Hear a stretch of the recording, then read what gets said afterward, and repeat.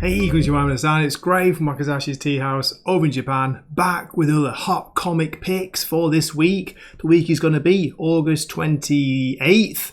My God, is that right? Yeah, August 28th, Wednesday, August 28th. So, first of all, check this out. Love This Is I, Peter Saville, back in the days of the Hacienda, New Order, Joy Division, Manchester, come on, Tony Wilson, big up. Okay, so, back to comics. Yes, I've got quite a few picks this week. Guess what? Surprisingly, 3 from DC, 3 from Marvel, and the rest are indies. So quite a lot of indies as well. So yeah, it's an exciting looking week. I'm hoping for good things. I'm probably going to be disappointed because the 3 Marvel titles are all X-Men related, and you know how that's going. But yeah, DC, guess what's back after it feels like 3 years away? Batman Off-World. We thought he was still off-world, didn't we? No, he's coming back. He's back, believe it or not. So the next issue of that's out. But I'm not going to wait on too long. Let's get on with Gray's picks for this week. This week I have 3 picks from DC Comics. The first one is Detective Comics issue 1088. Gotham's on the brink. Chaos against order. Good against evil. You know, the same old. Yes, it's still Ram V writing this. I think this is called his penultimate chapter of Ram V's Gothic opera. So we've got a couple more issues to go. The art is by Willem March and it's got colours by Luis Guerrero. This is $4.99, don't forget, but it is an oversized issue as usual, 40 pages. I guess there's a backup story, not quite sure, it doesn't mention it here. But yeah, I'm still reading Detective. I think it's more enjoyable than the regular Batman title by Zdarsky, so that's why I'm sticking with this. Looking forward to it, and to be honest, seriously, looking forward to a new writer. And next up is John Constantine, Hellblazer, Dead in America, issue 8. This is by Cy Spurrier with art by Lisandro Esteren. Etrigan? Sounds like Etrigan, who is actually on the cover, the demon. I knew it. Constantine's luck may be running out. Again? John Constantine is in hell, trapped without his friends or a way home. His big plan is to con the legions of the underworld into setting him free. You know, he's done that before, hasn't he? I don't know it's going to work again. Yeah, I'm not the biggest fan of this series. Preferred Cy Spurrier's earlier Hellblazer series, but I'm reading it out of basically curiosity. Black Label, $4.99, only 28 pages. And my third choice is Batman Off-World, issue 5. That's right, remember this? Remember this used to come out? The last issue, issue 4, came out in April. How crazy is that? Written by Jason Aaron, it's got pencils by Doug Monk and inks by Jaime Mendoza. So, if you can remember the story, because I can't, I want to find out what happens. It's the penultimate issue, the second one that's got a penultimate issue, of Jason Aaron, Doug Monk's sci-fi epic, as it's described. In a distant galaxy, the villainous Black Sun Mining Company has ruled with an iron fist, murdering or enslaving all that stand in their way. But they've never faced the brutal, unrelenting fists of justice, as Batman is coming to break up this monstrous monopoly. There we go. Anyone still read this? Did you even know it was still coming out? Because I tell you, I'd forgotten about it until me and Jim were talking about what was coming out this week. It's like, oh, by the way, Batman Off-World's back. Issue 5 of a 6-issue mini, which has been coming out since November last year. Think about that. It's taken a year. Well, it will have taken a year by the time issue 6 supposedly comes out in November. Unbelievable. And they also have 3 picks from Marvel Comics. And guess what? They're all X-Men related. The first one is Ultimate X-Men issue 6 by Peach Momoko. $4.99 for 28 pages. The action-packed finale of the first arc, as it's described. Armour, Maystorm and the rest of the team hunt down the mysterious Shadow. But is this group of scrappy teens prepared to face true darkness? And don't miss a reveal of the final member of the group on the last page. Who do you think it's going to be? I'm still enjoying this because, as I say, it dares to be different, but I understand the criticism. People were hoping for, a more regular kind of X-Men title, but hey, you've got 25 of those now. You're coming out at the moment. They're still coming out, aren't they? The big relaunch. What do you think of it? From the Ashes. And speaking of that, my second choice is X-Men issue 3. That's right. The 2 are coming out a month, aren't they? 2 issues a month? Wow. I'm going to give it 3 issues because I'm close to dropping it after issue 2, I've got to say. But, sorry, it's written by, where are we? Jed McKay, of course. I've already forgotten, you know what I mean? It's that unforgettable. Pencils by Ryan Stegman, inks by J.P. Mayer and John Livesay. Really? 2 Incas? Okay. Scott Summers versus the United States of America. How did the X-Men come to possess their HQ?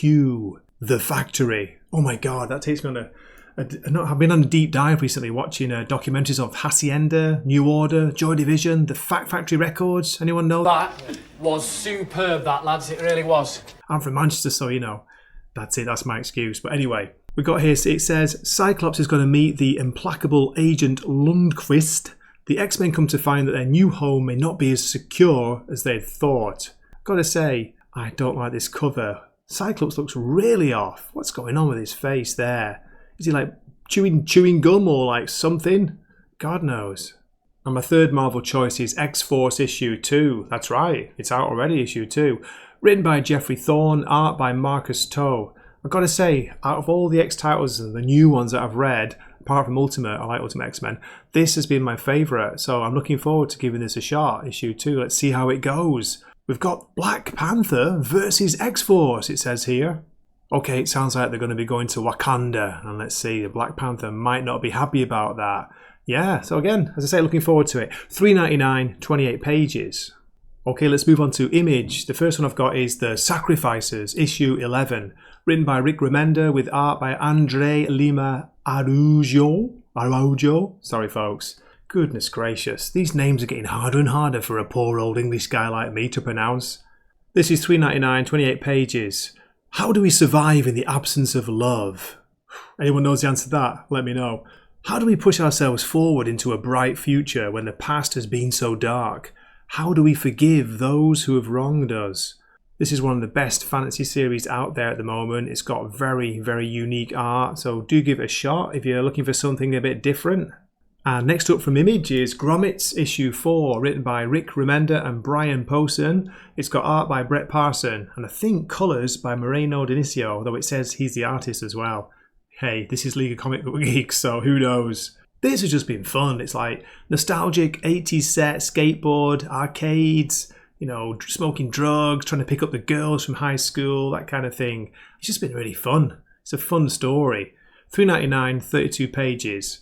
Rick's dad gives him adolescent world-ending news that causes a fight with Brian, leaving him feeling angry, alone and unheard, just as their movie night with friends and girls, really, begins. Movie nights, I remember those. Remember the days of movie nights on with the VHS and the VCR up, you know, get your mates round, watch something, hopefully, naughty or scary. Yeah, good days. And my third choice from Image is Universal Monsters Frankenstein issue 1. Now I'm not sure about this, but I'm curious to give it a try, especially with it being the first issue. It's written by, writer and artist Michael Walsh, colours by Tony Marie Griffin.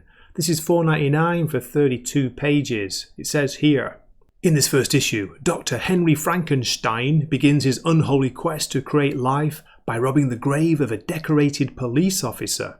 But little does he know that the corpse has a son who is mourning a father, and that this young boy will forever change Frankenstein's life. I don't know Michael Walsh, but it says he's an award-winning creator from The Silver Coin. Okay. Not had much press about this, and Jim was saying like he's seen maybe a preview copy, wasn't that impressed, but want to give it a shot. Okay, let me give the rest of my indie picks. First of all, Dark Horse have got Nemesis, Rogues Gallery issue 2, written by Mark Miller with art by Valerio Giangiordano, colours by Lee Luffridge. Every superhero has a sidekick. Why shouldn't supervillains have one too? Nemesis busts the worst kid in the world out of juvie, trains him to be just as twisted and malevolent as he is as he rebuilds his fortune, and plots revenge against his enemies. I got distracted then by a mosquito flying right in front of the screen. I can't find it. Anyway, $4.99, 32 pages. It's Nemesis, it's Mark Miller. You know, it's going to be shocking, it's going to be exciting, it's going to be interesting. So yeah, looking forward to this. And for all the Conan fans out there, from Titan Books, we've got Savage Sword of Conan issue 4. Oversized, bit overpriced. Doesn't have the details actually here, but I think it's like, is it like $6.99? Something like that, but usually we get a special oversized issue. It says here, Conan the Barbarian and Savage Sword collide with an epic oversized crossover issue. Prepare for the imminent launch of the Conan miniseries Battle of the Black Stone with this special issue. Explore captivating stories that set the stage for the miniseries, featuring Conan, it says in brackets, by Zubin Dagnino, Brissa by Zubin Kotz, Solomon Kane by Patch Zurcher, Dark Agnes by Kennedy and Bellinger, Conrad and Carowan by Shanks Donovan, and El Borak by Mars Perkins. Goodness gracious, that's a lot of stories. How about you? Are you reading Savage Sword, or are you just reading the main Conan series? I'm looking forward to the Battle of the Black Stone miniseries. Also from Titan Books, we've got Blade Runner Tokyo Nexus Issue 2, written by Mello Brown and with art by Rodolfo Taibo. Following a failed mission off-world, the only two survivors of a combat squad, ex-Marine Meade and replicant combat model Styx, who have returned to Tokyo to search for the traitor who left them to die. Come on, it's Blade Runner, it's sci-fi, hopefully it's going to be good. From IDW, we've got The Hunger and the Dusk, Book 2, Issue 2, written by G. Willow Wilson, art by Christian Wildgoose. It's orcs and humans trying to work together, but it's not going very well, and they've got this new enemy called the Vangols, and they're still coming. This is also a really good fantasy series, a little bit more slower paced maybe than Sacrifices, but yeah, 36 pages, $4.99. Again, if you're a fan of fantasy and really good art by Christian Wildgoose, maybe give it a shot. And my final indie choice is from Mad Cave Studios. It's Flash Gordon Issue 2, written by Jeremy Adams, art by Will Conrad, colours by Lee Luffridge. He's busy. Flash Gordon trapped on planet Death, a place known for fighting, fear and eventual demise. He needs to get off planet to save Dale from assassination, but a gauntlet of guards, creatures and old friends stands in his way. This is the exhilarating second issue of the hit ongoing series, according to Mad Cave's synopsis. But yeah, well, the first issue was fun, it was good. I'm going to give this at least 3 issues, see how it goes. I don't know if anyone else is reading it, but yeah, let me know if you are. Okay, here's the rest from DC. Green Arrow issue 15, The Flash issue 12, Zatanna Bring Down the House issue 3, Batman Brave and the Bold issue 16, Absolute Power Task Force 7 issue 5, then go down to the row below, Absolute Power Origins issue 2, The Nice House by the Sea issue 2, Power Girl issue 12, Batman Dark Age issue 5, Gotham City Sirens issue 4, and 0 Hour 30th Anniversary Special issue 1, $9.99 for that. And the rest from Marvel, we've got Amazing Spider-Man issue 56, $7.99 for that, because guess what, it's an anniversary issue, issue 950 supposedly. Fantastic Four issue 24, Incredible Hulk Annual issue 1, Nyx issue 2, and then the row below, Aliens vs Avengers issue 1, which I might have been interested in until I found out it was $7.99.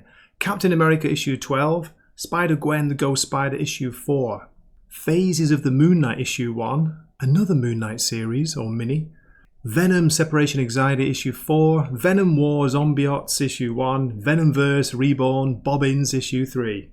And the last few, Marvel's 85th Anniversary Special issue 1, $8 again for that, Deadpool Team Up issue 1, $4.99, Chasm Curse of Cain issue 1, Ahsoka issue 2, and then just a couple of bizarre free comics.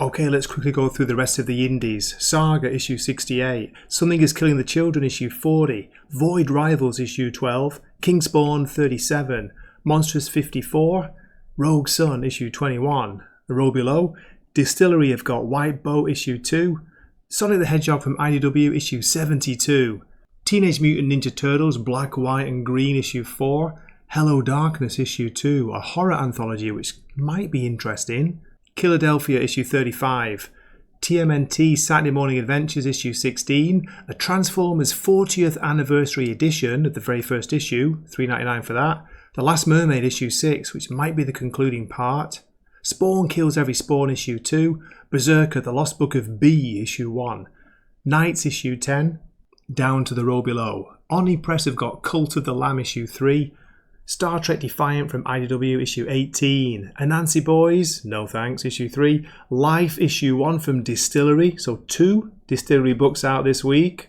Nottingham issue 15, then Darkwing Duck, Mega Duck or Nega Duck issue 7, Dune, House Carino issue 5, Disney Villains Cruella de Vil issue 5, William of Newbury issue 4, Convert issue 1, Grim Fairy Tales from Xenoscope issue 87, Image have got Remote Space issue 3 and Drawing Blood issue 5. Rocketeer Breaks Free issue 2 from IDW, and then the very disappointing Biker Mice from Mars from Oni Press issue 2. The Butcher's Boy issue 4. Resident Alien The Book of Life issue 3. And finally, Sanction issue 4 from Mad Cave Studios. I actually heard good things about that. Boom Studios have got a Once and Future Pen and Ink issue 1 for $6.99. The Mammoth issue 3 from Mad Cave. Oni Press have got Sesame Street issue 1. The Last Wardens issue 2 from Mad Cave. Titan Books have got Nouns Noun Town issue 2. Bizarre. And yeah, that's pretty much it. And there we have it. Thank you for waking me this morning. I really appreciate watching this far. If you do, please drop me a comment, let me know. I know I've asked this before, but do you want me to do the rest of the other releases, or shall I just focus on my picks from now on? Because these videos take a while to put together, I gotta say, and I don't know if anyone's bothered about, the rest of the DC or Marvel or whatever's coming out, but maybe focus on my picks from now on. Do let me know in the comments. I'd love to hear from you. And as always, thank you for watching this far. Looking forward to another review, hopefully this week. I'm not decided what I'm going to review yet. Possibly, or probably, Nemesis Rose Gallery issue 2. But yeah, look out for that on Wednesday. So this has been Gray from Wakizashi's Teahouse, signing off for the night. Matane.